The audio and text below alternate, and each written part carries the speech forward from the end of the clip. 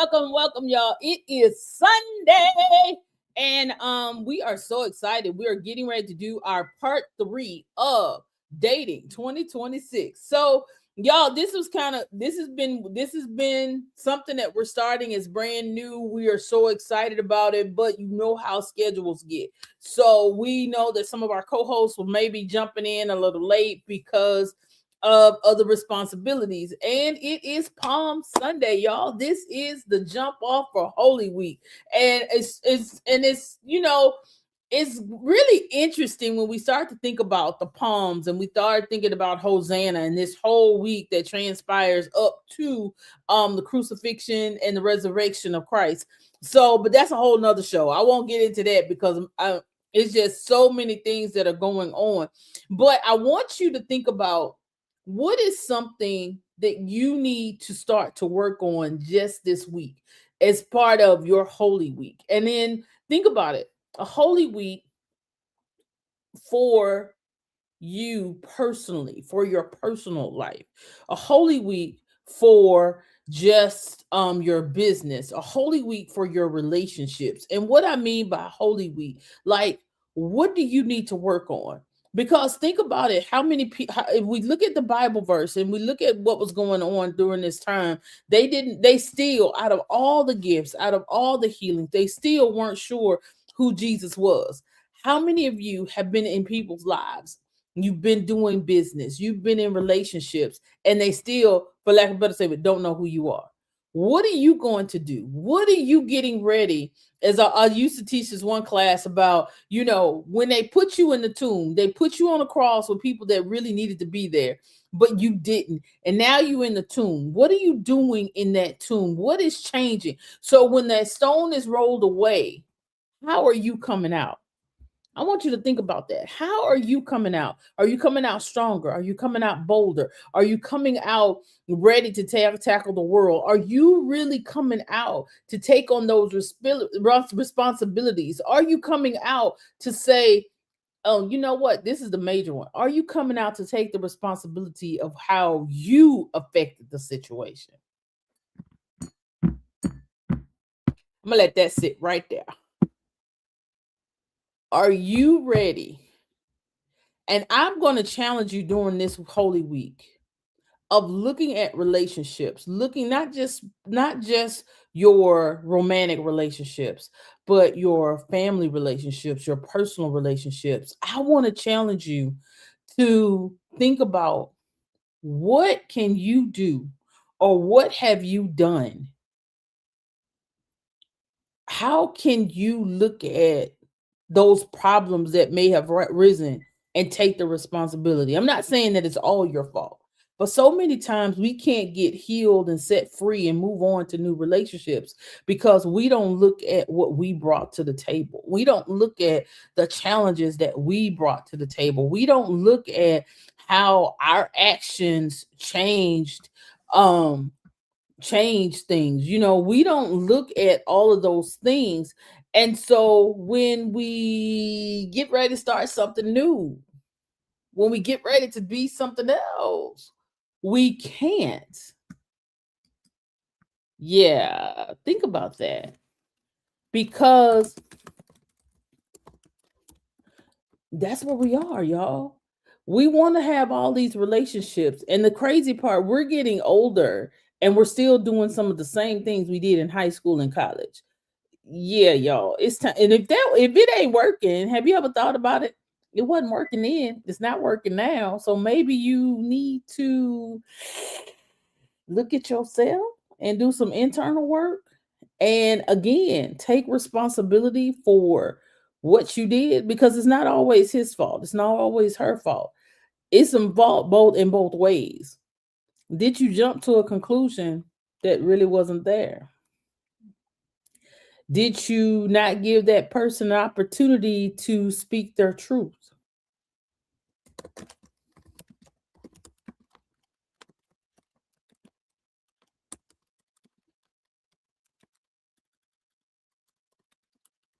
I'm gonna let that sit. You see, I let that sit right there. Were you judgmental in that situation? Because a lot of times we are so judgmental that we miss the opportunity. Think about it.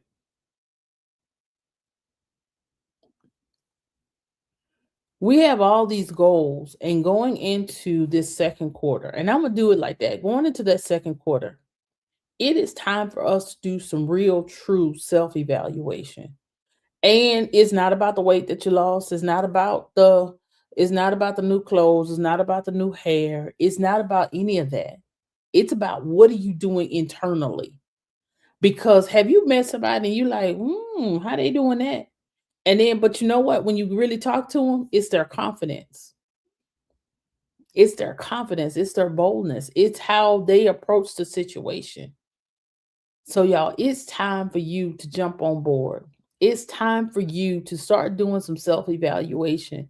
And during this 1 week, I want you to really do some real soul searching, because you want to rise again as somebody pure, as somebody that has it together. I'm not going to say you're going to get it all together in 1 week, but just think you can start it. You can jumpstart it. You can start looking at it. You can start making that plan. You can start showing up for yourself. You can start showing up for other people. You can start showing up and being who you know that you are called to be in everything. Because if one thing I do know for true, when you start to think differently about yourself, and when you start to carry yourself differently, guess what? Other people start thinking about you differently as well. That's the thing. You got to start to believe it in yourself. You have to start believing it for yourself. You have got to start showing up for yourself and being who you know to be. And that's, if I can't leave you with nothing else, that's what I want to challenge you with for this week. Figure out how have you contributed to the situation, and what can you do better. Well, all right, guys. Yeah, this is it, and we getting ready to bring our guest up right after these messages. She stands before them with grace, with strength, with unwavering faith. A pastor, a leader, a woman called to guide others through the light. But when the doors close and the night falls, she carries more than they will ever know. Every calling has a cost, every strength a shadow. She is not broken. She is not weak. She is human, navigating faith, desire, and truth. Because power doesn't come without struggle, and grace doesn't come without fire. Church Girl After Dark, a story of faith and the strength to face what lies beneath. Hi, I want to ask you something. Are you ready to step into your next level? This April, I'm hosting Expand, 21 days of prayer for visibility, victory, and divine acceleration. From April 1st through the 21st, we are going on a transformative journey together. Over 21 days, we'll draw strength from 3 powerful women of the Bible, Deborah, Lydia, and Jael. This is not just a prayer challenge. This is your moment to walk in everything God has called you to. Visibility, victory, divine acceleration. It's already yours. Registration is open right now. Go to expand21days.live and secure your spot today. Don't sit this one out. Your next level is waiting. I'll see you on day 1. Hey, y'all. We are back, and guess who is in the building? We already know. This is the one that's getting ready to light the fire as always. And if you saw that and you want to get more information on how to register for Expand, use this QR code that I have up in the corner of my screen. Register, because we want to see you in the building. But I'm getting ready to get at Mr. Controversy himself. That's what we're going to start calling him, Mr. Controversy. To go ahead and launch us off with opening up. Go ahead, tell the people who you are, what you do, And then I'm gonna let you jumpstart this conversation because guess what? It's just me and you tonight. That's y'all. Our other two co-hosts have small children, and I know that they have younger children, younger children, and they had activities today, so they may be jumping on before we end, but we had to get started because we got the show must go on. All right, guy, I'm gonna throw it over to you. Good afternoon, ladies and gentlemen, and I'm going to jump right into a controversy and say hello to Dr. Franklin. Hey. You see, we just gonna call that into existence, you know. Now I got three other people. One of them just finished their dissertation last week, and you know, when I start calling them doctor, you know, a couple of years later, that's the term they had. So you up next, Dr. Franklin. Well, actually, I do have a doctorate, and my honorary doctorate that I did receive, but I have not gone back to school to get the official because even though the honorary one was pretty cool to get, but I also know that the work that goes into doing that dissertation, and I don't take that from nobody. So yeah, thank you so much. I receive it. And yeah, I'm gonna have to think of praying on that going back to school thing again. All right, so I know we talking a little bit about Holy Week and that to which, you know, we have to personally work on. And, you know, you mentioned the word Hosanna. So you know, that word was just bouncing around all through service today. And, you know, me and my work I need to do, I just kept hearing the word hope. So I needed to bring it back in a little bit. So if I'm not mistaken, Hosanna is actually a Hebrew expression for we pray, or, you know, God help us, or something like that. If I'm not mistaken, please forgive me if I'm not spot on. So we think about this Holy Week and we think about Hosanna, the term Hosanna, we think about to that which we need to work on, and relationships. It might seem like, you know, three different things, like it's some sort of Trinity. But, you know, even when we talk about the Trinity, you know what I'm saying, the Father, the Son, and the Holy Ghost, it all enmeshed and intertwined as one. So when we talk about Holy Week and Hosanna and that to which we pray for, and as far as the relationships, you know, it's this, Deborah and I always share that, you know, I study philosophy, Stoic philosophy every morning. And, you know, one of my favorite Stoic terms is, you know, he who points out dreams, but he who points in evolves. So when we talk about like working on, you know, interpersonal relationships, intimate relationships, any kind of relationships, the work starts within and it moves outward. You know, I was having this discussion with a teacher this week while I was at work, and he was just basically saying, you know, he doesn't believe in, you know, a lot of philosophies, a lot of mental health theories and isms and things of that nature, because basically all that stuff started with somebody questioning a problem that was going on inside of them. And when I thought about it, I said, you know, that's absolutely true. But when you think about, you know, the root of all our problems, and you think of the root of, you know, any philosophy and stuff like that, I was like, you know, doesn't that start from within? So even though, you know, these things started off with people questioning themselves, and then, you know, started to look out to the world and see what the commonalities are, and therefore dealing with them, you know, everything starts from inside. And we think about anything we do, it starts from inside. So, you know, any relationship that we want to work on, it starts within us. So, you know, and sometimes, you know, when you look within, it's scary. We don't like what we see inside all the time, but that's fine. That's all a part of the process. You know, I think sometimes we get caught up into, you know, men, women, black men, black women, gay, straight, bi, non-binary. We get all caught up into those terms, and it's actually okay to have those subcategories, but all of those subcategories come from being human beings. So, you know, for me personally, one of the things I work on is recognizing that a person is a human being first.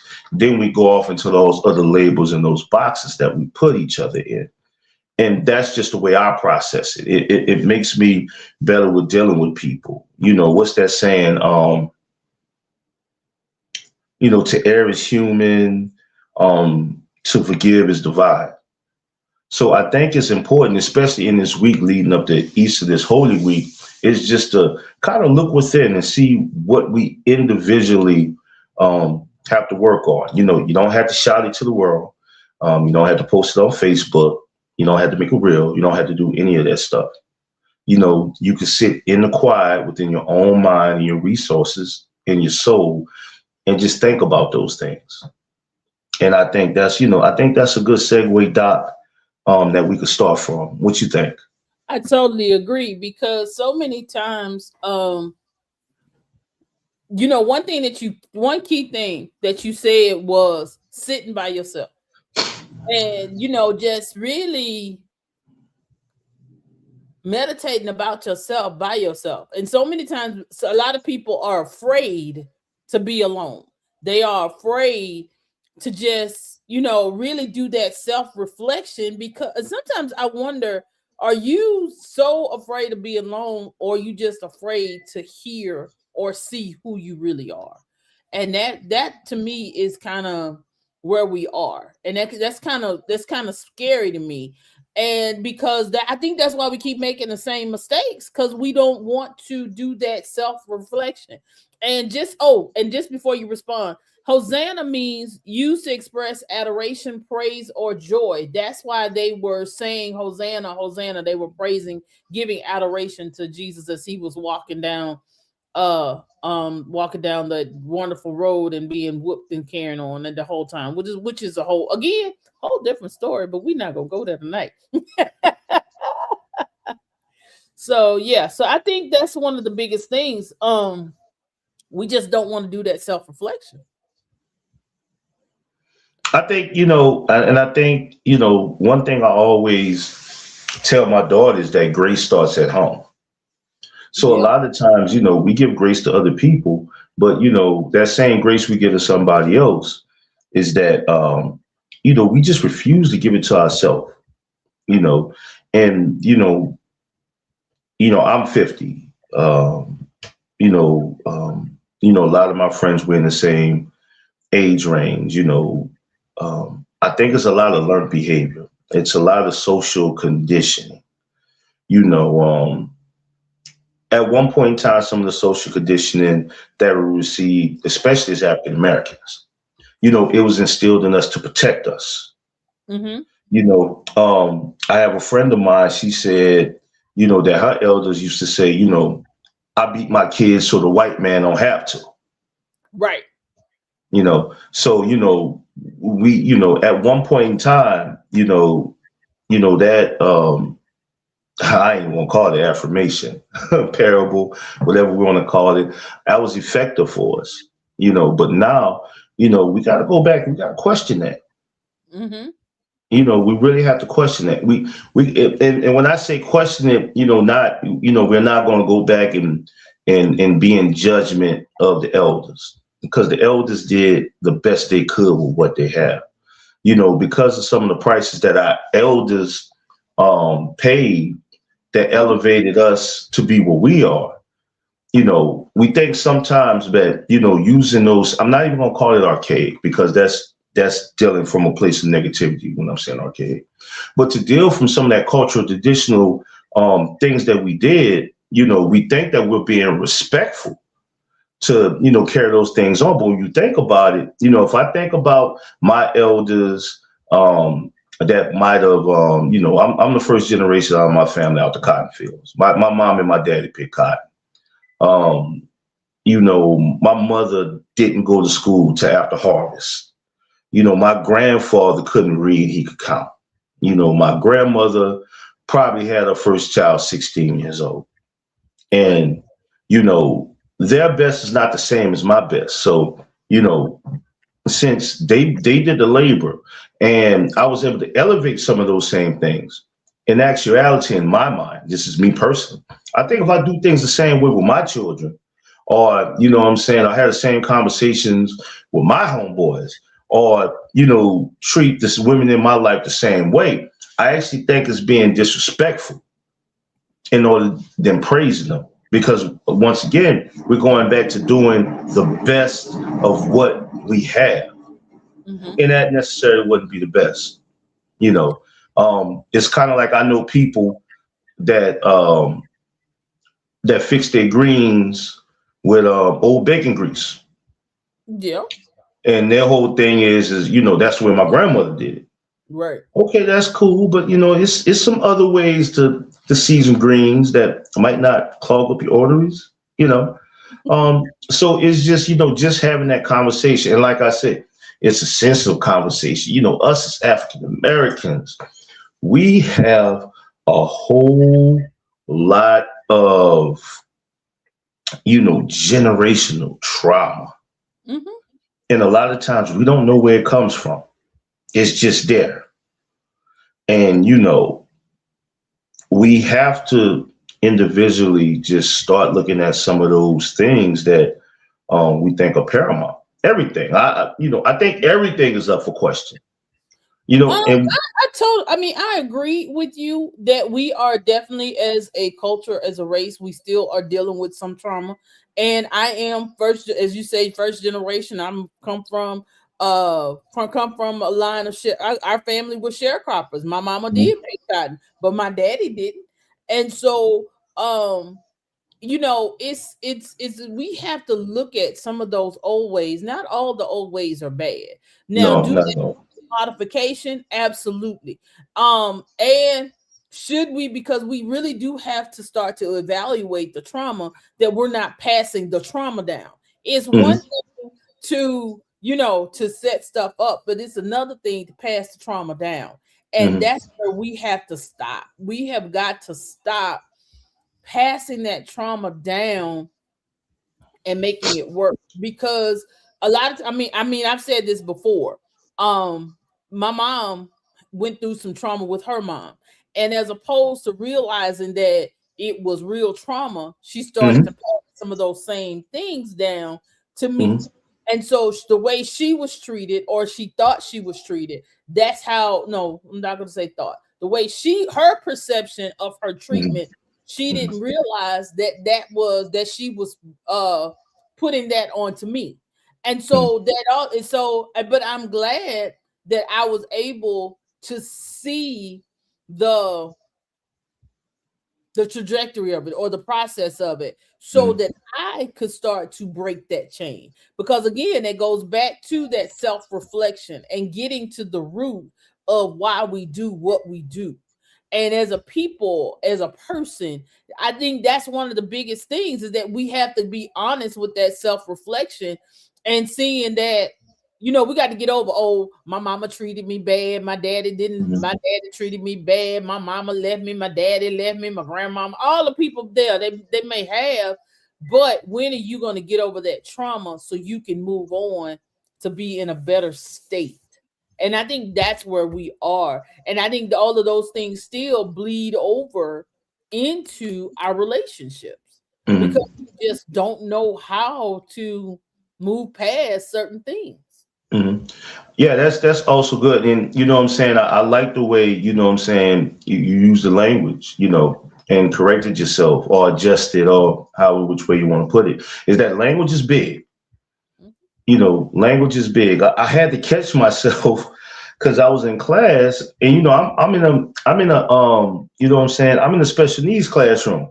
And the young man did something, and I said, boy, what is your major malfunction? Right. You know, and my coworker was laughing, and every time I do something, I always got to go back and be like, oh, this is the way I was talked to. So I gotta adjust that. You know, that's not, you know, that language is not you know, is not being trauma informed, and it is not an evidence-based practice. One of the things I personally do to kind of, you know, counteract those old mindsets and stuff like that. When I was working at the Boys and Girls Club, I was in charge of this weekly program called Passport to Manhood. It was an initiative that the Boys and Girls Club have, just like a men mentoring just hour and group and stuff like that. So one of the big things I did was, you know, when I got the packet, they were talking about stuff like, how to build a campfire, how to pitch a tent, things of that nature. And I'm like, look, I'm at 8th and Cecil B. Moore. Like, these young men, that's not manhood for them. So, I went and I just thought about some topics that, that we could have productive conversation was. One week that conversation was, we talked about the Sean Combs trial. And, and the one thing I said to the young men, I said, look, I said, gentlemen, I said, everybody have their opinions of the Sean Combs case, the Bill Cosby case, and this and that nature. I said, but let's what can we learn from it? And I said, gentlemen, I said, all that player pimp stuff, Superfly, all those movies in the 70s that my uncles watched, and boy, you better watch this movie, you gotta learn the game. I was like, that stuff is dead for your generation. All that pimp player stuff is dead. You see what a pimp player attitude got Bill Cosby. You see what a pimp player attitude got Puffy. And I said, while you gentlemen are 15, 16, 17 years old, it would behoove each and every one of y'all to start developing positive attitudes and philosophies and actions towards women. I said, because all that stuff is dead. I said, it's not going to do nothing, but it's going to harm your interpersonal relationships with women. It's going to harm your personal relationships with women. When I say personal relationship with women, that means your aunties, that means your sisters, that means your mom, that means your daughters, that means your girlfriends. And I said, ultimately, it's going to affect your pockets. So I said, while you young, and like, I get it, you know what I'm saying? Yeah, I see the young ladies every day. I see what they do, y'all. I see all that. But it's going to be up to you to look inside of you and learn how to just develop and look at these young ladies as being human beings first, that's just trying to figure out life like you're trying to figure out life. Now, here come the personal reflection. Now, if this is streaming on my Facebook page, and some of my female friends that know me from way back then, they sitting there saying, I know Curtis ain't talking. That's all cap. And you know what? That's a part of it. Because when you start to look at inner side and personal reflection, people are going to leave you in the place that they want you to be. And that's a part of personal reflection. Everybody is not going to recognize your growth. Everybody's not going to recognize you change. It's going to be females that still believe I'm 40-year-old Curtis Tate, and 40-year-old Curtis Tate was wild. Even though I've moved past that, changing some things and stuff like that. But you know what? Even with that, it's cool because it gives me a starting point, and it also let me reflect on that and be like, I won't go back to that guy.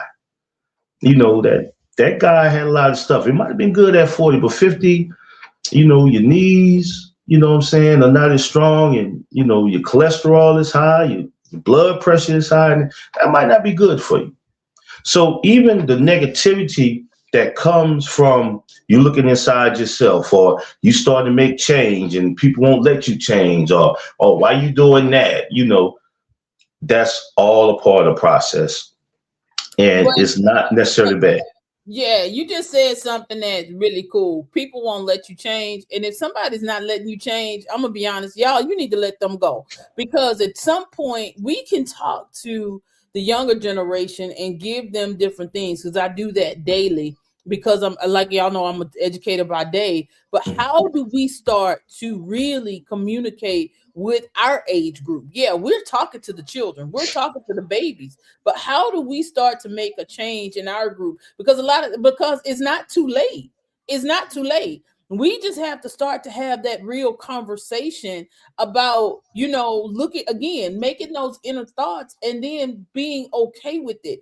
And I'm going to be honest with you. If somebody's not letting me change, or somebody's trying to put me in a box, somebody trying to tell me, where I know that I need to be going, and they trying to quote unquote And I don't think, and I'm not going to say that they're being haters, and that's another thing we have to be careful with, because sometimes people that love us have very good intentions and they're asking us questions. It's again, it's all about building that conversation, because if they say, well, won't you wait a little bit, and then your next question should be not with an attitude, but why are you suggesting that I wait? What do you see as a concern that I'm not seeing? And so the biggest thing I feel like with us moving forward as adults in our 50s, y'all, in our 50s, and we still having this conversation, which is crazy to me, is learning how to have productive conversation and not having fear of where it's going to go. Because again, even at this age group, a lot of us have that fear of being alone. Or I'm gonna be transparent. I mean, I thought about it one day. I was like, oh my God, I'm single, I don't have children, and I'm getting older. So what am I supposed to do? Did I go into a pity party? Oh Lord, who gonna take care of me? No. You know what I did? I started looking for those senior living communities. Like, where would I want to go live? Where can I go that I know that I can still be independent, but it's going to be age appropriate for me? And so I think that's where we need to start looking at too. How do we move past it, especially in our age group? And we're talking about dating in 2026, is that what are we putting in place for us to move forward in our thought process, in our ability to communicate? Maybe you do need to go take the 5 love languages quiz again. I don't know. So those are just some thoughts. What do you think? Where do you think we need to start looking at going, especially in our age group? Well, Doc, first thing I'm going to tell you, I got a daughter, and she already told me that, Dad, you're going into the nursing home. I'm not taking care of you. So just because you got kids don't mean your kids going to take care of you. You know what? And you said something very important. You said maybe you need to go and take a class or read a book on the 5 love languages. There's books, there's podcasts like this, there's Facebook groups. The information is right there. In this day and age that we in the total, civilization of mankind, there is information right at our fingertips. So the thing is, if you want to improve in anything, you know what I'm saying? You got books, you got podcasts, you got audio books. The church, the Black church, is getting a whole lot better with understanding that you just can't pray it out. You need to go get some therapy. I see a lot of clergy are taking counseling classes. So we have all the tools we need in order to be successful. Got to make that first step. And when you talk about communication is key. And, me and you basically talk for a living, but I got to work on communication every day. I got to work on my language. I got to, work on my tone, work on my verbiage. I was talking to a friend of mine the other day that lives in Chicago. She's a cook. So, once I find out a person to cook, I'm going to ask them every day, what you cook, what you cook, what you cook. And she basically said, you know what, Curtis? She said, I don't want to cook every day. Sometimes I want people to take me out to eat. Right. So I heard what she said. So what I started saying, instead of, what did you cook today? I said, if I was there, what would you like for me to prepare for you? Something that simple. And it's just a conversation. Well, I like crab legs. Okay, cool. You like with broccoli? You like garlic and butter sauce, stuff like that. Even though I'm not there to fix that meal, it does something to you that somebody would even have the know-it-all to say, just ask. Just taking that 2 or 3 words and just turning them around. So, I always say grace starts at home. Just something as simple as the people that's in your immediate peer group, and instead of just sending a good morning text, add a little something extra on it. You know what I'm saying? Good morning, Doc. Mm-hmm. Good morning, Mr. Controversy. You know, Absolutely. just add a word to it and just make it seem like it's personalized and that you just didn't click, everybody in your friends list down and said good morning to. It does something to people that make people feel special because we're all human beings.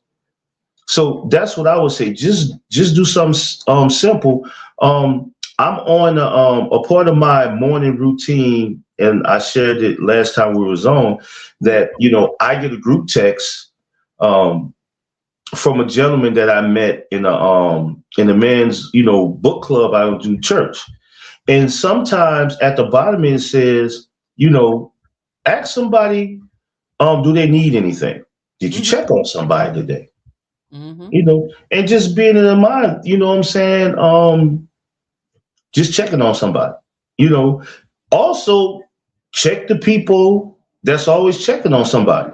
I had a friend of mine told me the other day that they were taking their sorority sister to her when you have cancer, radiology treatment or whatnot. Okay. So the next day I just said, hey, how did everything go with your friend? So sometimes we forget to check on the people that check on everybody. Right. So that's being mindful. We come from a culture where Big Mama held everybody down. Right. Who checked on Big Mama? Now we're at that age. We're the Big Mamas. We're pop-pops. Okay, that's the crazy part. When we sit down and we really do the math and we look at how old we are now, we are the age of our grandparents when they were still, but they were still holding it down. They were doing what they were doing, but we looked at them being so much older. And what I want to share, and that's really key for even what we're talking about, our overarching theme about in this era that we're in our 50s. We don't look like our parents in their 50s. We don't look like our grandparents in our 50s.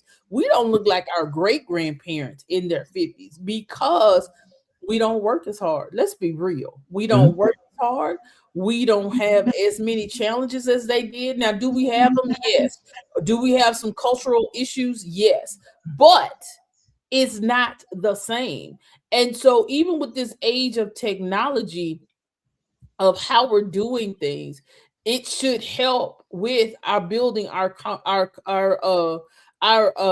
communication skills. And y'all, I suck at communication. I do, especially in relationships. Now, I can talk to you all day long when it's about work, when it's about making a shift, doing certain things, but when it comes down to sometimes on that one-on-one of getting over that hump of communication, that's where I struggle.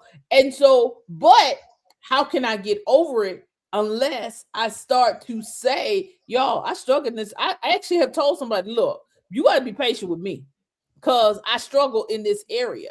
And, they laughed at it, but then I was like, no, for real, I struggle in this area. So you got and again, it goes back to self-reflecting. Self-reflecting and figuring out what you're, and I'm gonna use this, what you bring to the table, because how can you start something new if you're not able to share those simple things? Because I have an issue with that communication.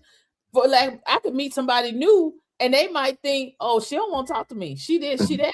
But if you never have articulated what you're thinking and what you're feeling, then you do get stuck. And y'all, and I did put the link if you want to go take the 5 love languages quiz, y'all. It's real quick and you're gonna be amazed. And I also want to share with you that sometimes it may have changed. So you might have taken it in the past, go back and take it again, and that might be the topic next month when we talk about our love languages, because again, And it goes back to doing that self-reflection. If you don't know what makes you feel love, this is why you might not be finding love, because the other person, you can't articulate what they're doing. Because if you're not really turned on by gifts, and I'm not saying you don't like gifts, but if somebody giving you gifts all the time, at some point you're like, okay, this is just piling up.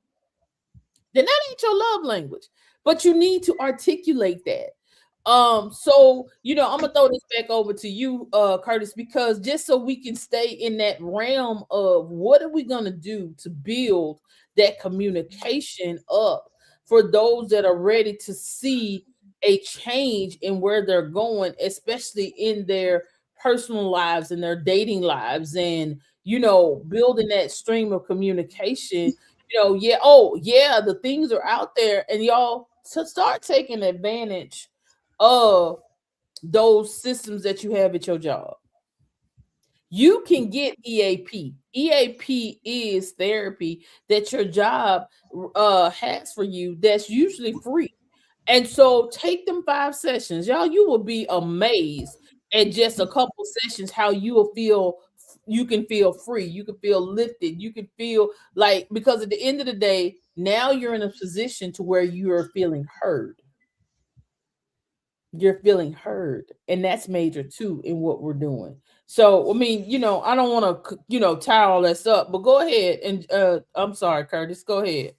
So I like to just piggyback on something you said real fast is, those services that's offered through your job, your insurance. All you got to do is turn that card over and it says something for mental health services, call this number. Most of the time, they give you 5 free sessions, but a good therapist will break it down into 10. They'll just make you a half an hour. So yeah, a lot of times if you work with young people, they have it posted up everywhere, because working with young people, it could be very stressful. They will have, if you're feeling stressed, call this number. Yeah. Call the number.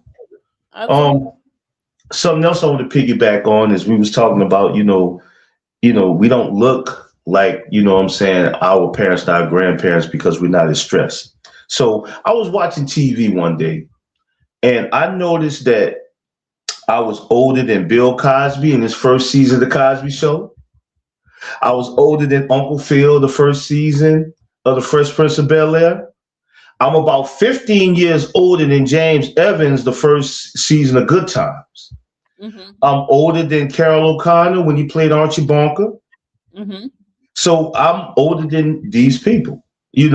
So that's just a realization of just, I'm in a different phase of life, and a part of that, self-reflection is, I didn't have to go all the way back to 7 to 8 years old.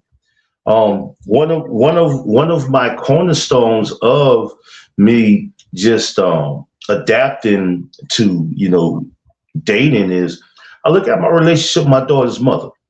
Mm-hmm. So, something you said, Doc, was you saying that you could be on here and you could be bubbly, you could talk, but you get one-on-one with somebody, all that goes out the window. Mm-hmm. So when I met my daughter's mother, super intelligent. She was in a sorority. She was one of the smarter girls in the sorority.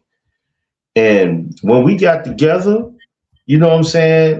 I felt like, I saw what she was doing over there and I saw what she met and I saw what she was giving everybody else. And I feel like she was not giving me the same effort she was giving the outside world. Mm-hmm. But when I reflect on that, is that she came to a part of peace with me that she could take some of that armor off. Mm-hmm. So 26, 27 years old, I didn't understand that, and that was a major faux pas on my behalf. And, I've had that conversation with my daughter's mother. She might be watching now. And I just like to say, Kim, I apologize now, and I'm working on it every day going forward. With that being said, is that, we talk about being 50s. It seems like every week for the past 2 or 3 years, one of my female friends is perimenopausal or going through menopause and stuff like that. And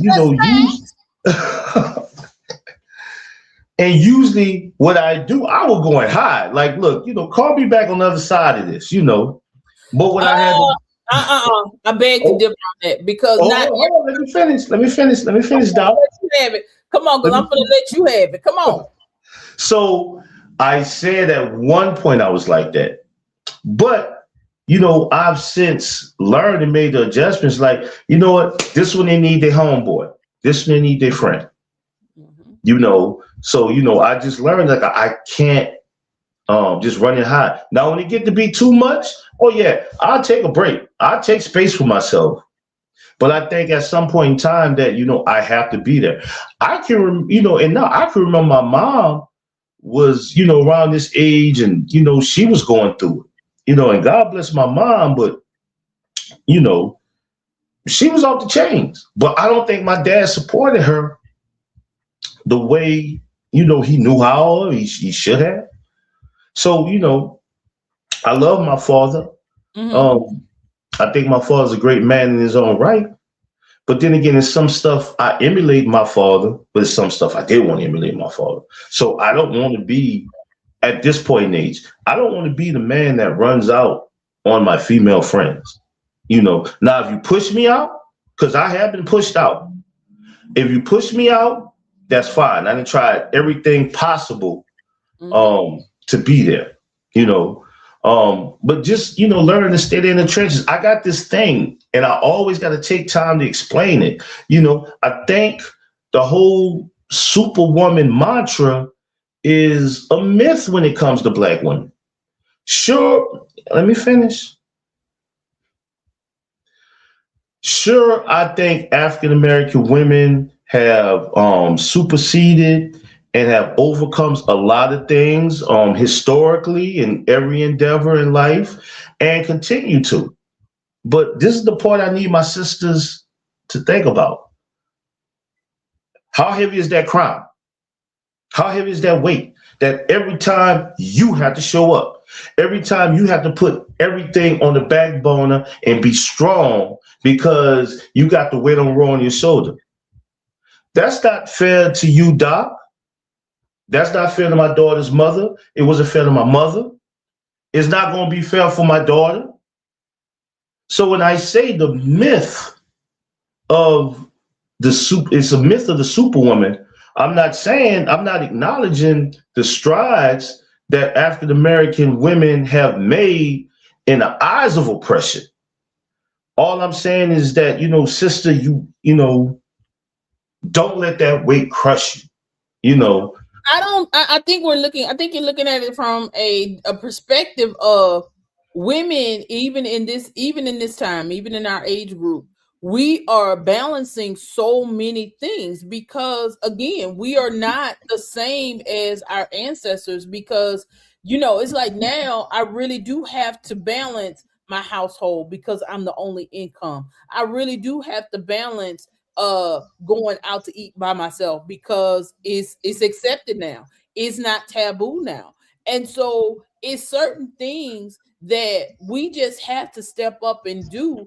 And I really don't think, I think we have to look at, there are different phases. There are different phases of being a superwoman because a superwoman has many facets.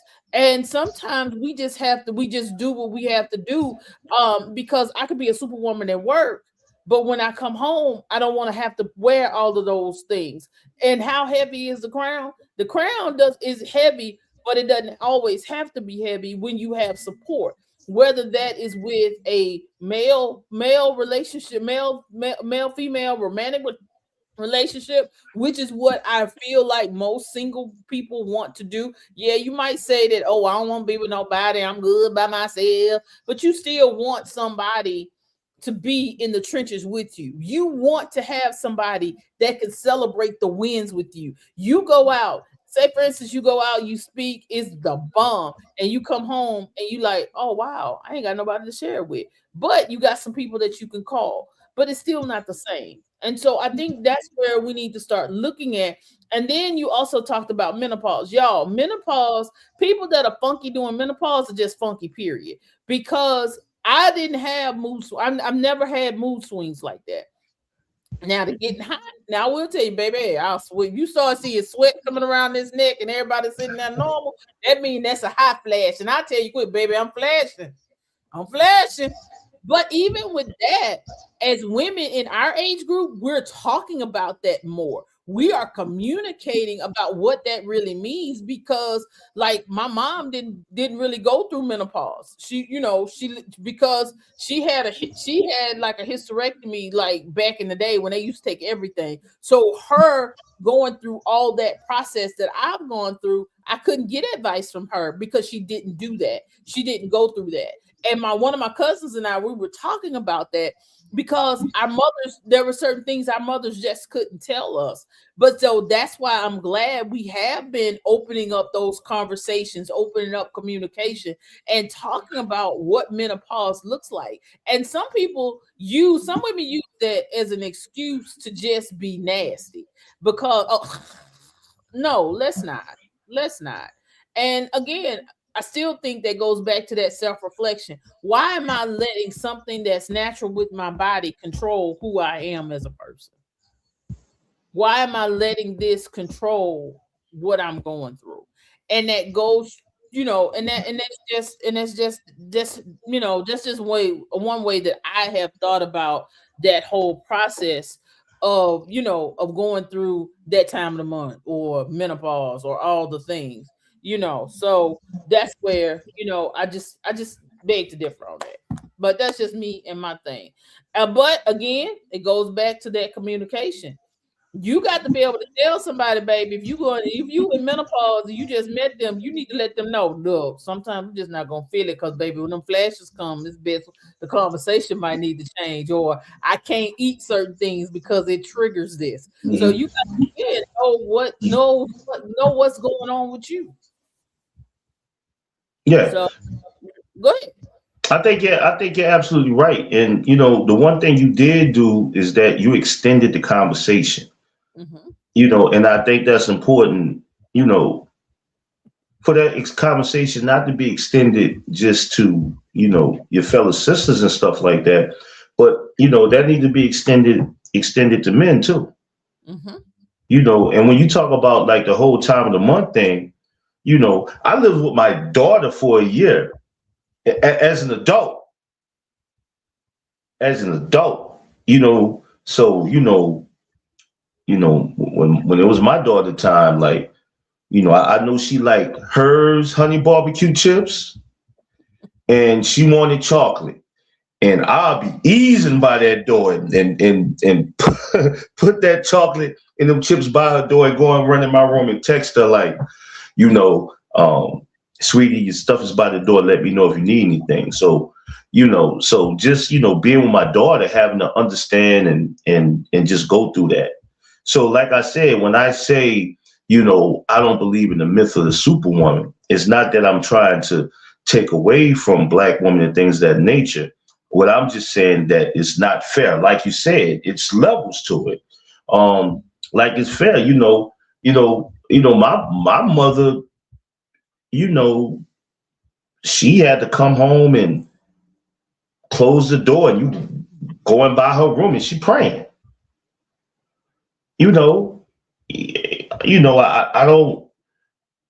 I just don't think, and when we talk about, this age of information and stuff like that, mm-hmm.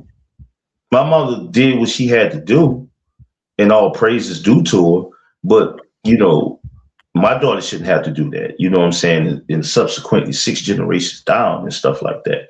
I think at one point in time that, the Black woman had to hold it together, like that. We're past that time now. And I'm just going to say it out there.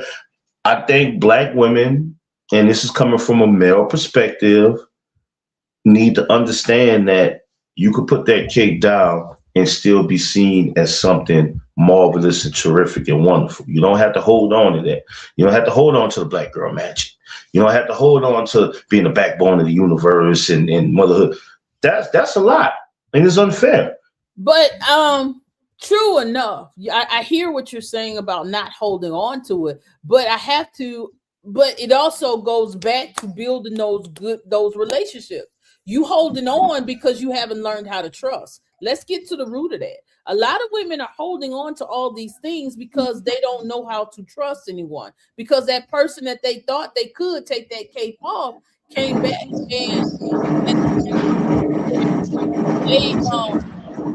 where they couldn't trust them anymore. They did something to change, or it's within them. Because again, you do have to.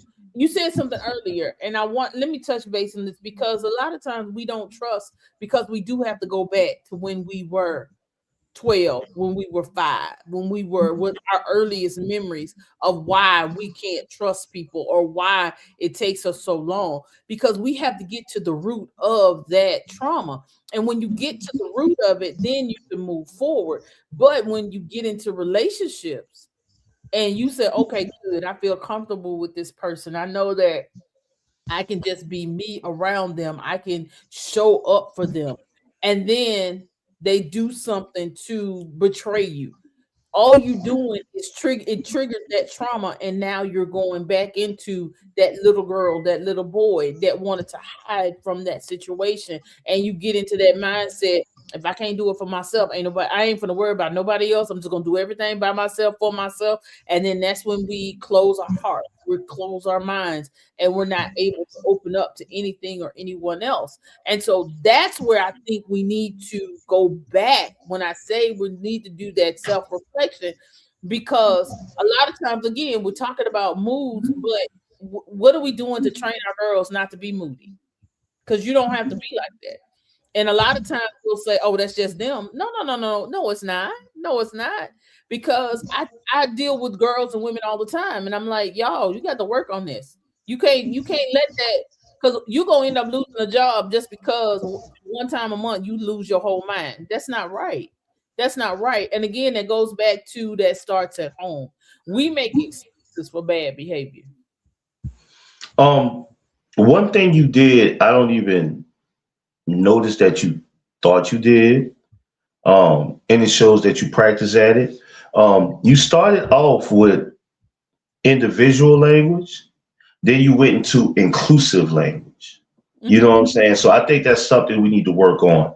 You started out speaking it from a historical, female mindset, which is fine because you're a woman, you should. But you went into the human factor of it. You said little boys and little girls. So I'm going to talk about me as being a man. So, just like women got that superwoman narrative, me as a black man have a real man narrative. So me personally, I'm not going to be like your daddy. I ain't going to be like your granddad. I'm not working no 2 jobs. I'm not walking in handing my paycheck over. You cannot beat up on me. Right. I made that decision. Now at one point in time, culturally, look, I understood. Maybe that was good back then. It's not good for me now. So if you're looking if that's your definition of a real man, hey, that's not me. I wish you the best of luck getting what you get. And I don't internalize it. I don't say, oh, I'm not a real man because I couldn't do this or couldn't do that. Just like I would look at women and say that they don't have to have the superwoman narrative. I'm not going to wear that real man narrative. So that's that inclusive language that I'm talking about, tapping into being a human being.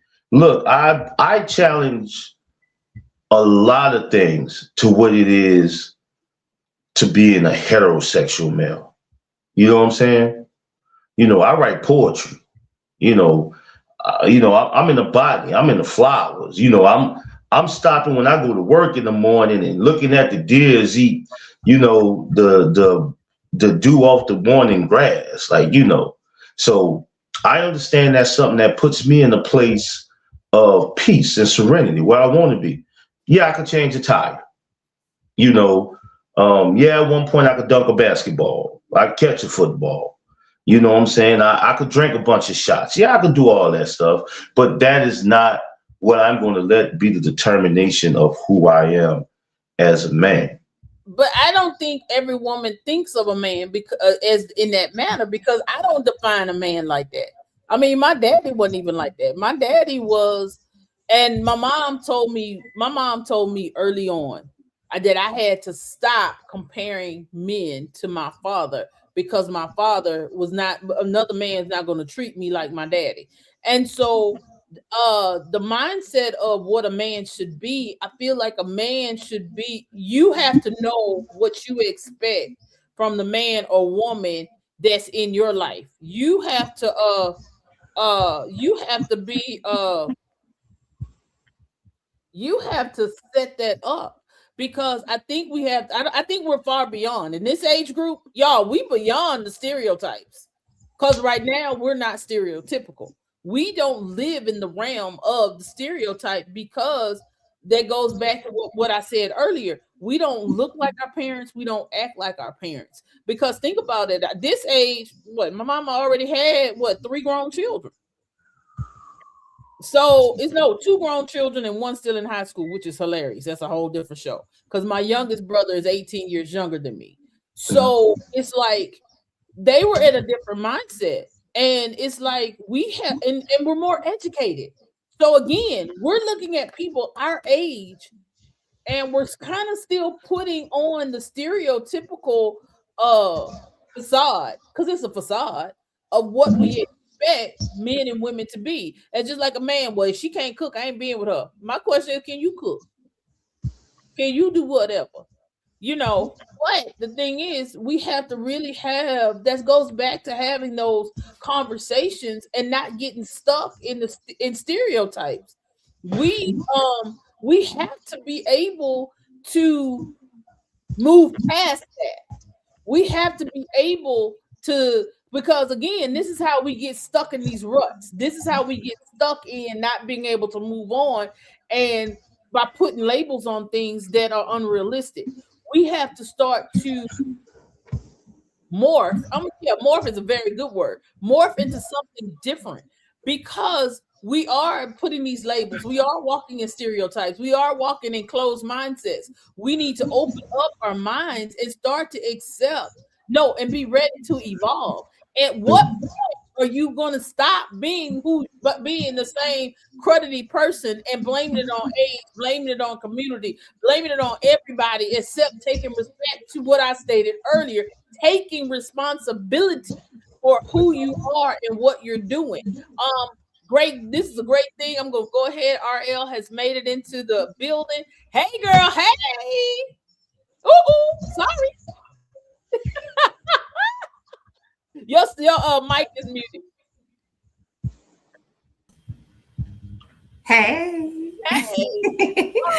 So yeah, I don't know if you have been able to hear some of the things that we have been talking about, but it's like, in this age of like Curtis was saying, that as women we need to be able to take off our cape, and I was saying that we need to take it off, but we also have to be able to trust who we are taking that cape off for.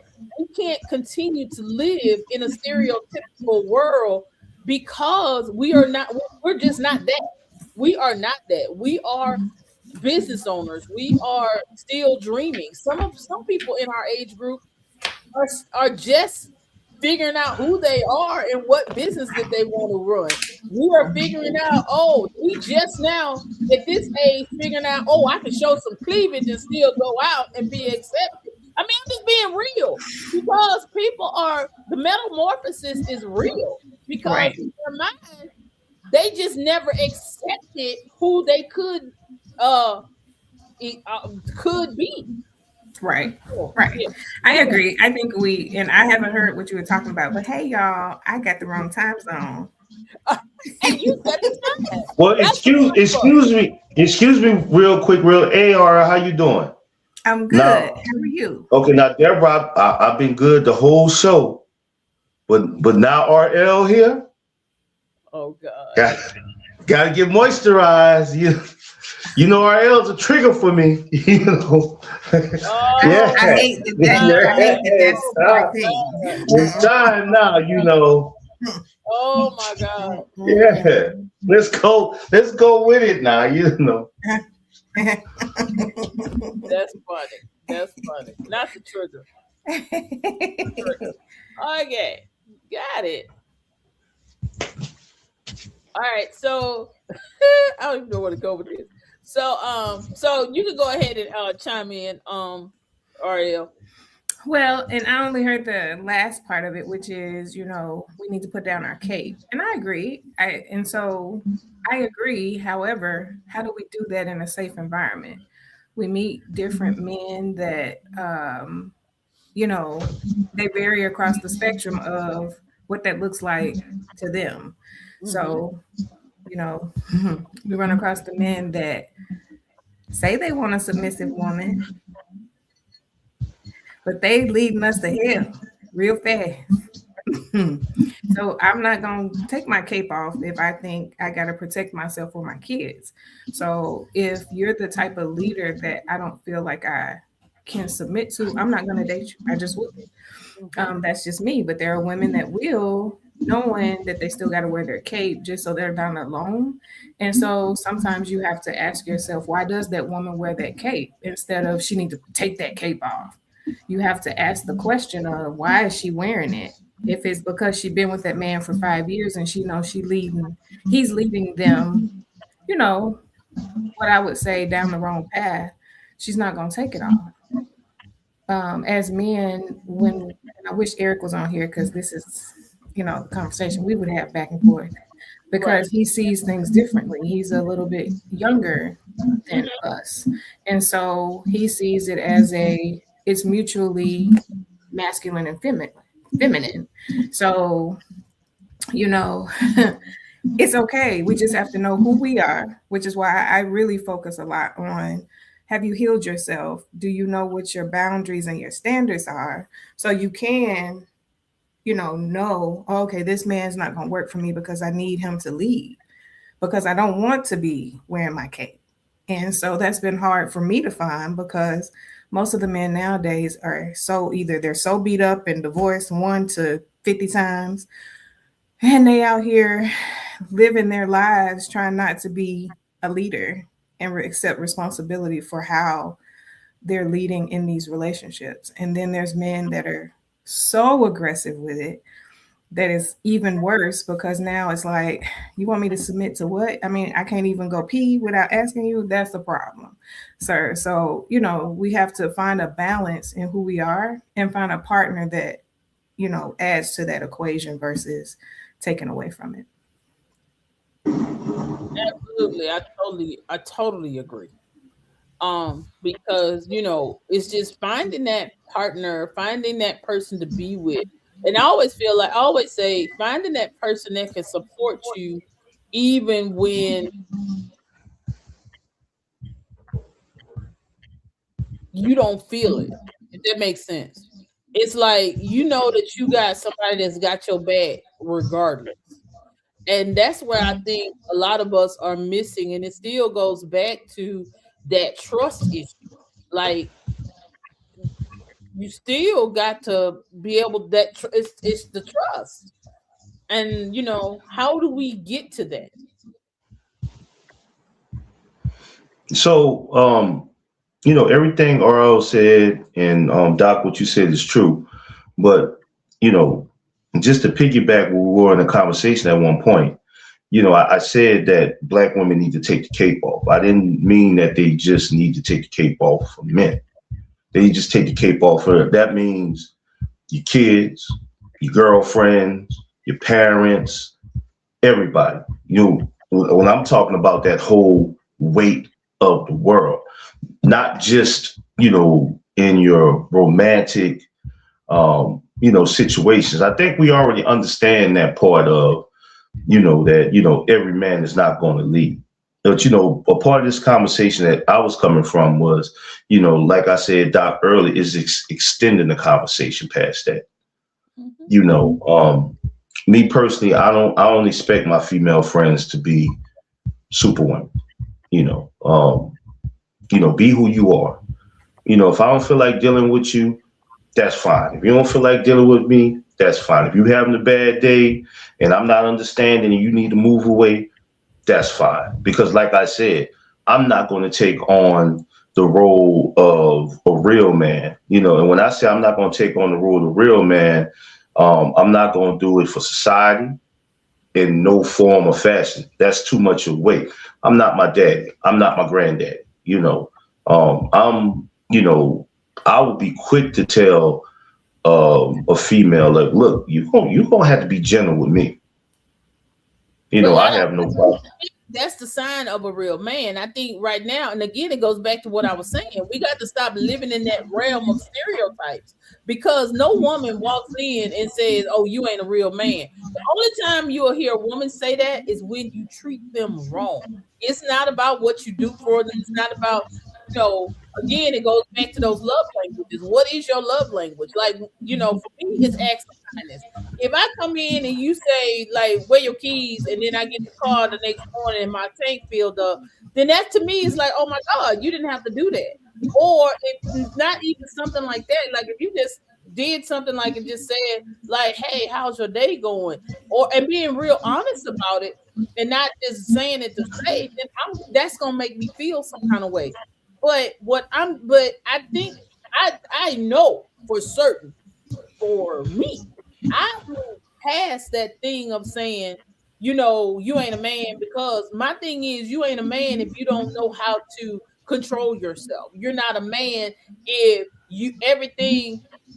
I'm gonna say this, and I'm gonna say it now. This is what I'm gonna say, stereotypical. You ain't a man if you sit up here talking and gossiping more than women. To me, that's not manly.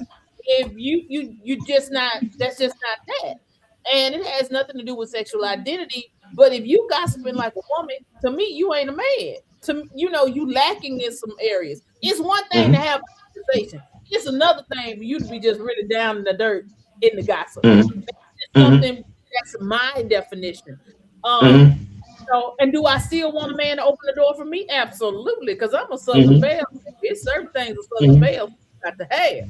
So, but we have to I think we have to look at it again from an open mindset and not closing our minds to what used to happen, what used to go on. Where are we at this age and how can we move forward?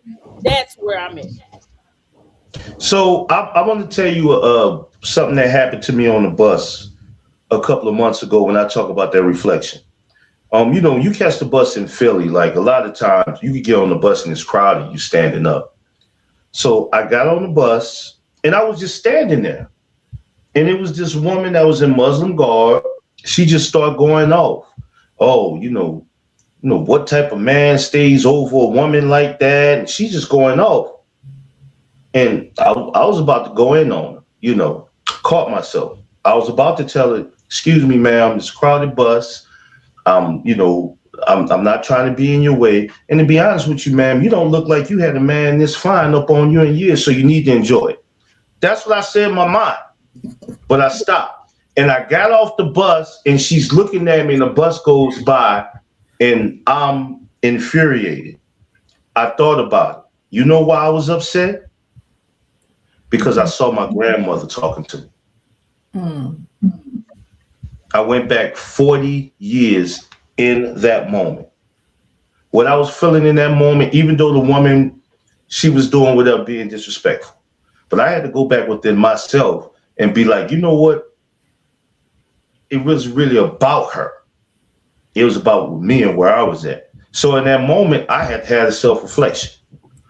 You know what I'm saying? I had to take, that whole and turn that finger in. So like, as a man, you're not reared to have that type of mindset or have that type of reflection. I mean, one of the greatest things I have been given is working with the kids I work with. Like I said, I'm in a self-contained autistic support classroom. So I'm dealing with emotions and, kids saying what they self all day. And I just love it, and I just love it. And it gives me a chance to learn within that. So a lot of times, I think we need to keep on extending the conversation past us being black, me being a black man, you ladies being a black woman, and just understand that conversation goes beyond, who we choose to be intimately in our life. And when I say intimately, I'm not just talking about romantic partner.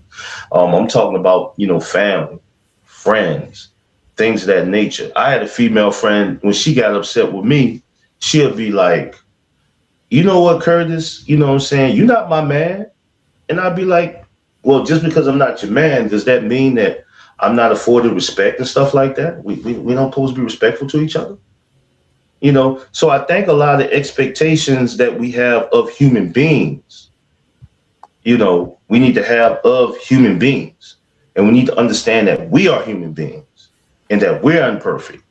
And if I understand that I'm a human being and I'm dealing with other human beings, that those crazy motherfuckers on the other side that's human beings don't have it all together too.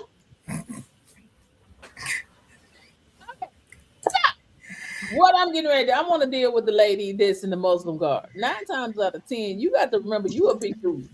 And if you're standing over a woman and she's on in the public transportation, not only are we dealing with her religious beliefs, but she also, your size could have triggered something in her. That's number one. And so that's what we have to be mindful of when we're in these public spaces. And what the conversation that we're having tonight goes way beyond our makeup, because I know women of different cultures that are having the same conversation. This is just men and women. It don't matter you black, white, green, blue, purple, and orange. Okay. This is what most of us are talking about, the same identical thing. And that's something that again we need to start to think about as we're going out into these streets. And so yeah, I'm through with that one. Ariel. Well, the thing is that I'm gonna give me one quick second, or pardon me. I think that it is true that everybody is having these conversations, but I just gotta say, black people, we special. So what makes our conversations a little different is because when we look at the mass media, and I'm not just talking about social media, when you talk about the reality TV shows, when you talk about the reels that people post, when you talk about our music and the way we communicate and express our feelings toward each other, we different. So even whereas all other people are talking about some of the same thing, but some of those things that we experience as black men and black women are kind of like on steroids and tenfold. And I think, we understand that we are this whole world and this whole community. But I think just like we understand that it's this whole world and this whole community, we got to understand within our community, we have some things that, tend to be a little bit extra at times. So, your comments, Curtis, always. I mean, there's not been a time they never caught me off guard. It's because it's the way you say it, and I can't imagine standing next to you and you 6'50", 6 feet 50 inches tall. So yes, we all know that within our culture we have some differences and we see things differently. However, we have to understand who we are regardless. If we don't understand who we are, how can we say somebody else has or acts weird? I think that's what you said. I don't remember. But, because maybe it's you that acts weird. So how does this relate to relationships? So when we're thinking about romantic or family dynamics, friends, whatever, we always have to know ourselves, because if you do not know yourself, one, you can't set your boundaries because you don't know. You ain't tried. You hadn't healed. I don't know what you're doing, but you just don't know. So how do you do that if you don't know yourself? And so knowing yourself, I commend you. I'm not saying nothing to our Muslim sister. I appreciate that because it could have triggered some things within her that would have made that a bad situation. So knowing yourself, you assessed yourself, and that's a good thing. That's what we all should be doing. I don't ride public transportation because as a young girl, every time my mama sent me on the bus,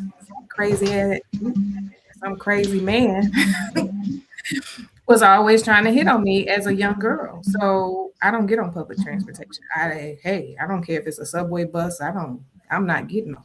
Why? I don't care if I'm with my man. I'm not, because that's already going to trigger something for me to be on the bus or subway. So I just don't. So you never know what somebody else is going through. And if I had to take public transportation because that's my only means, every day would be an anxiety-filled traumatic experience for me. So for you to stand over me, I would be pissed. Well, the biggest thing was I wasn't standing over her. Okay. And she, but I think the point that I'm trying to make is that, even though I feel like that energy she was giving towards me, it was unreserved, but I still had all the north. I'm not arguing with no woman out in public. That's not masculine to me. Mm-hmm. That's not masculine to me. And I know at the end of the day, if I start to argue with a woman out in public, that it's going to be some man that's going to come to her defense. And then I'm gonna have to show that man how much of a man I am. Mm-hmm. So I just move away with it. When I catch the bus every day at 5:30 in the morning, I'll be honest with you, I don't sit next to black women on the bus. Yeah, I would. For that simple thing right there. So I won't have to deal with her thinking, oh, he's trying to hit on me or stuff like that. Nah, it could be 5 seats open, and if it's 5 sisters, I'll go stand in the back of the bus by the back exit for that type of thing. So the biggest thing is that, I always make that exception in my mind because that's just the way it is. I don't know what type of time that sister was on. You know what I'm saying? Mm-hmm. So, but the thing is, I didn't engage in it. And so, right. You missed the part of it, RL, like in the beginning, that, what I'm saying, we talked about, I said that, there's a Stoic saying that said, he who looks out is a dreamer, but he who looks in evolves.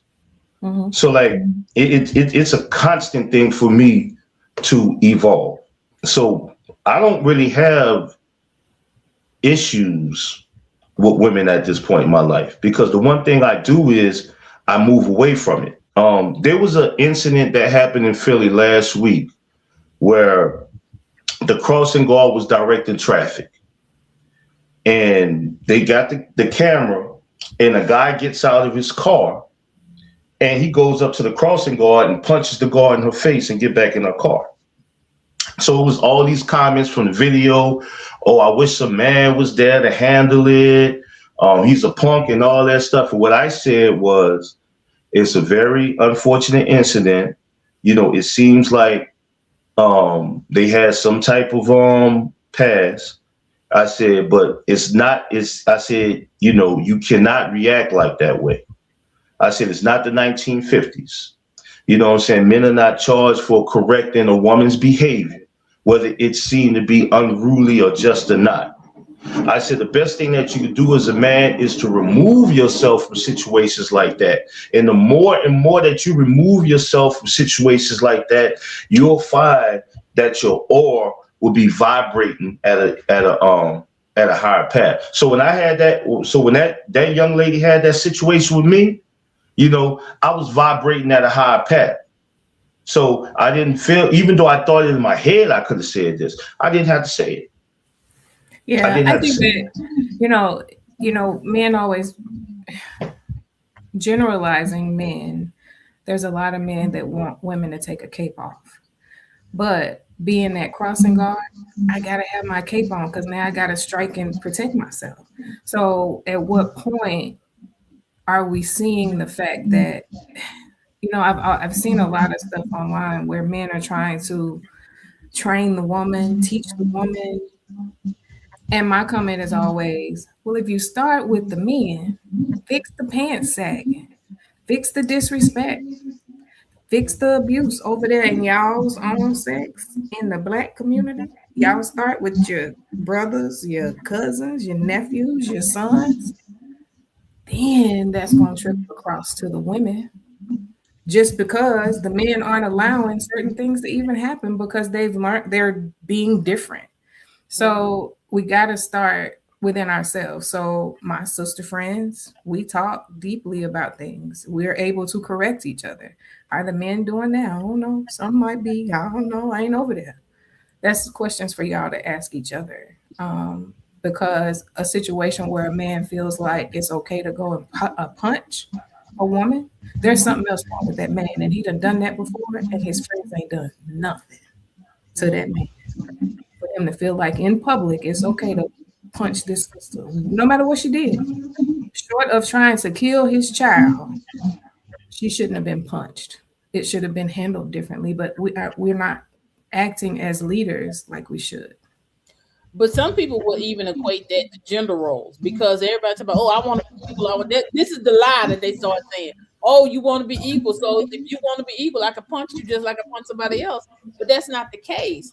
That's not what we're talking about.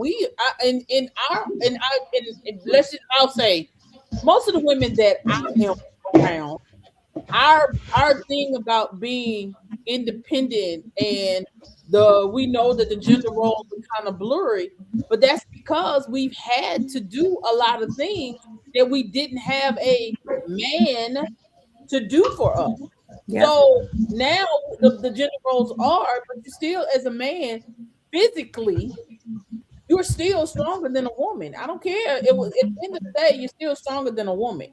And so to come and do something physical, to me, that's not building us up as a people, as people, period. We have got to stop thinking, living in that realm of violence. We have to start to talk it out.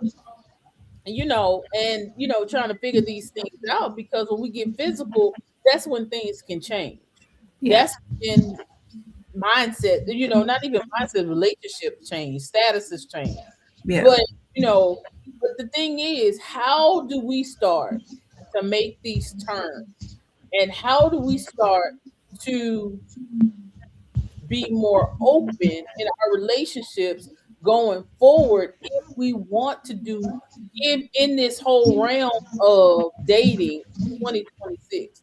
How do we, and I hate when people say, I want to get booed up. No, say what you want. Do you want to get married, or do you just want to be booed up? Do you want a girlfriend, or do you want a man? Because I'm too old for a boyfriend. I'm just too old. I don't need you to be a boy. I need you to be a man, because the Bible tells us, when I was young, I thought, when I was a boy, I thought I was a boy. When I became a man, I became a man. And so that's what I'm saying. It's like, you got to start speaking those things into existence of what you are looking for. So as I said, you got a boyfriend, girl, bye. I don't need no boy. I need a man friend. Mm-hmm. You want to go one step further? I want a husband. Mm-hmm. I want somebody. I am openly admitting that, because I'll tell people I've never really, maybe in the past couple of years, that I've actually openly admitted and said out of my mouth that now I'm talking to people and telling them, like, look, I'm taking applications. Sometimes, right. Be real. We're going to have a real conversation. Let's just be real in the conversation. Absolutely. You got to say what you got to say, and, Ariel and I have had these conversations, so that's why she's laughing at me. But we have to be real in our thought process. And that's what we're on here to talk about tonight is, where are we going in this realm of communication in dating 2026? Now, one topic that I do know that I hope we tackle next month is from the show on Netflix is, what was it, Age, Dating and Age, or something like that. I can't remember the name of it. But that's something we will definitely definitely post about this one. That by our show for next month, it will be promoted a little differently then this month, because we want your input about that age gap. You know, what does that really look like? What does that feel like? Is 10 years too much? 20 years? 40 years? Is it too much? What's too much? What's too little? What will you do? What won't you do? When we start to think about these relationships, because again, that's real conversation. That's real, because, and then are you gonna be dating in secret, or you gonna let your family and friends know if you're that far apart? Because that's what that show deals with. It talks about how do you dating in the bubble and how you're dating when everybody know. How you dating in the bubble and how you dating in real life. And so I went and watched it when you called. And so I watched the first maybe 2 episodes, and I was like, okay, I can see. But so visually, you already know either they're a little bit older or a little bit younger just by their demeanor. Now, some of us pass for younger, but you still know, because I got gray hair, shoot, you know I'm not young. So if you're 25 and we're talking, there might be some things we can vibe on, but I'm already looking at you like you're not potential, because I can tell, how are you going to help? And when I say help, I don't need you to raise my kids, but I do need you to be able to answer a question when they ask you a question. You know, hey, Black Diamond, absolutely. Because, you know, but then that was the thing. One thing that I did like is that they couldn't reveal their age. Yeah. And so, yeah, true enough, you can kind of look at somebody and be like, I ain't sure, but let's see how the conversation goes. Let's see how things go. And then you couldn't reveal your age officially until you had said you wanted to make a commitment. And so by that time, you spent so much time together. Like one lady, she was like, oh my God, you about the same age as one of my children. I'm not sure how I feel about this, but now I already like you. And it's like, what do I do from here? So yeah, y'all, we're gonna talk about all this on the next. And what I want to add too, I want you to go check out. There's another one called Love is Blind, and so they are basically, it's blind dates. Literally, that's all. You don't know what they look like, size, nothing. All you can do is hear them through a wall. Yeah, I saw a couple episodes of that. So y'all, next month is all about reality. It's all about reality. We're gonna look at it, because sometimes these reality shows, they're dealing with some things that we really are dealing with, but we won't talk about. And I think that's one of those things. That's one of those things. So we're gonna definitely put that out there, because I can't wait to hear what our different audiences come back and say. And I need to go back and watch. I need to go finish it, because I need to go watch a couple more episodes, because one threw me all the way off. Because the girl, because that's the one I called RL about. I said, girl, she talking about I can't be with you because I am celibate, but she doing all the things. Her definition of celibacy was not the real definition of celibacy. She was like, oh, I'm not doing this when I get married. But dude was like, but you all up on me. You all up on me. And now you doing this. And I'm like, so really and truly, your statement should be, y'all, it's not celibacy, is not doing everything but the act of intercourse. Celibacy is refraining from everything. That means you're not touching, you're not feeling, you're not, okay, I'm gonna be real vulgar. You ain't licking, you ain't doing none of that. Right. Because that is still stimulate. That's not celibacy. Celibacy is refraining from anything, from almost everything, pretty much. Right. And so we have to start defining these things correctly, because that we also have to start asking our partners or people that we're dating what they mean. What do you mean by that? What does that mean in your mind? So that we're on the same page, because we may not be. Right. Absolutely. Curtis looking at us like we crazy. Yes, we have seen the show. Yes, it's on Netflix. And y'all, we have been on for a very long time. We've been on for over an hour and a half. We're gonna get our time zones better next time, y'all, because we are Central and Eastern time, and that's what kind of mess us up today. So we will make sure. Actually, and Eric's on the West Coast, so and Eric's on the West Coast, so we probably have messed this up for all four of us. We are definitely going to make sure that we have the whole team together. So next month when we come on, we want your support. We want you to share when we put this flyer up, because we've been consistent doing the third or fourth Sunday. So be ready for us on the third or fourth Sunday to come back and have these open discussions about, let's be real. Are you a cougar or are you not? Are you okay with it? Who knows? But does age really a factor? Does age really matter? We're looking at down this road called love, because another line that really stood out to me, and she was a young girl, and she was like, if I had met him when he was my age, I would not have been attracted to him. I needed him to grow up.